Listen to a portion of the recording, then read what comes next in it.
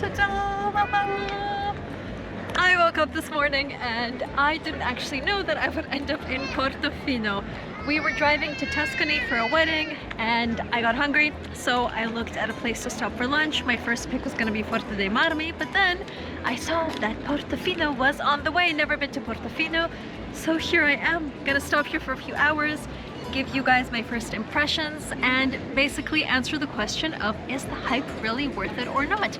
So follow me on a little tour exploring Portofino, some very, very good Italian food, and whatever else happens here, because I don't know what to expect.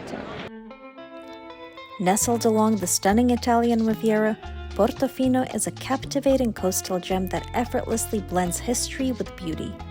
From a fishing village to a haven for artists, tourists, and celebrities, Portofino's story is just as enchanting as its landscape. Okay, we are mid-September, and as you can see, it's still super crowded. This place is very touristy. It has been since around the 19th century, but obviously these days, with transport being so much easier to get here than before, it does get very, very busy. Something that I didn't expect for mid-September, because we're not actually in peak season anymore, but there you have it.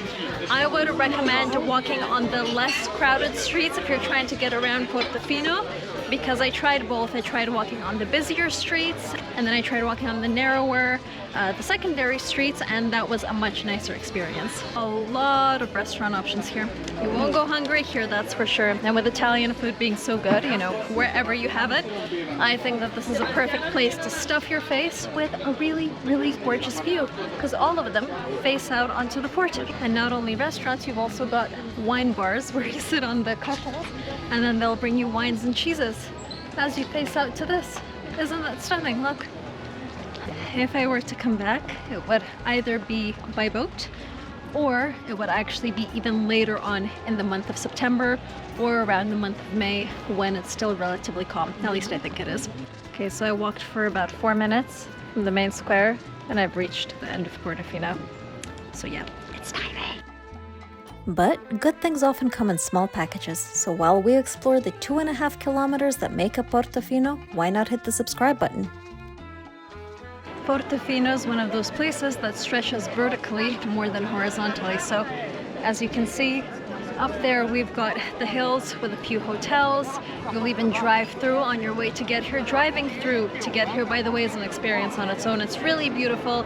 But then when you get here, actually to walk around Portofino, it really doesn't take that much time. As you saw, I've already reached one end of Portofino after about 4 or 5 minutes, and I can do the same on the other end, which is that way. So I'm gonna go see what that's all about. It looks once again like a place full of restaurants, full of cafes. I've come just around lunchtime, so people are, you know, busy enjoying the food.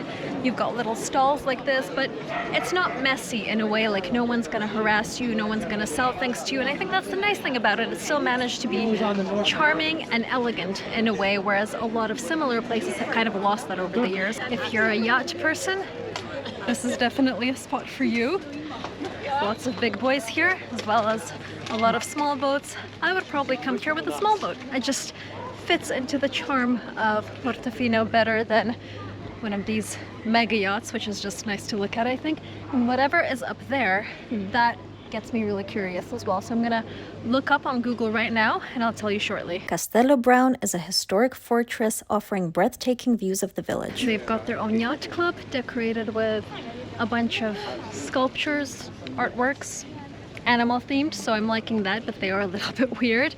Now, for such a small space to have a yacht club just shows you how luxurious things are over here and what kind of people like to come here. So that's pretty cool. That's such a tiny little space, which doesn't even have the best infrastructure to get to, managed to attract clientele enough to, you know, build a yacht club, because there are so many yachts and there are so many luxury driven tourists coming here. To get in by car, actually, which is what we did today, we had to call the parking in advance to book our slot. They do a daily fee of 80 euros, which is super expensive, but you know, if you are staying here for the whole day, it's worth it. If you come for a few hours like I did, you know, debatable, but make sure to call them ahead of time, because if you don't, the police will stop you upon entry and they'll ask to see your pass. If you don't have it, they'll send you back, or they'll make you call the parking to reserve in advance. So I'm gonna link all of those numbers below, and you can see what a pass looks like right here. other than that, I think I'm ready to have lunch now.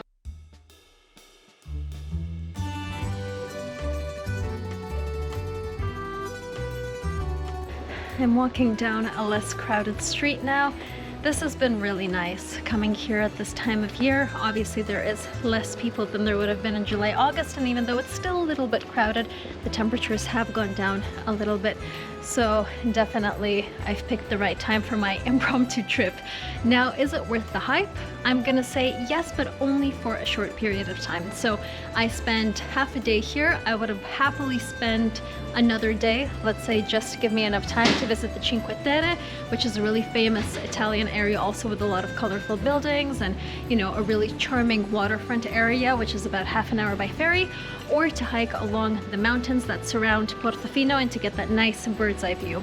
But other than that, I don't think that it's worth the hype of coming from halfway across the world just to see this. I think it's worth your trip and your time if you're already in the area and you want to do something fun, something different, something that you're probably never going to do again in your life. Thank you for watching my vlog. Keep smiling. I'll see you next time. And if you like this video, why not check out this one?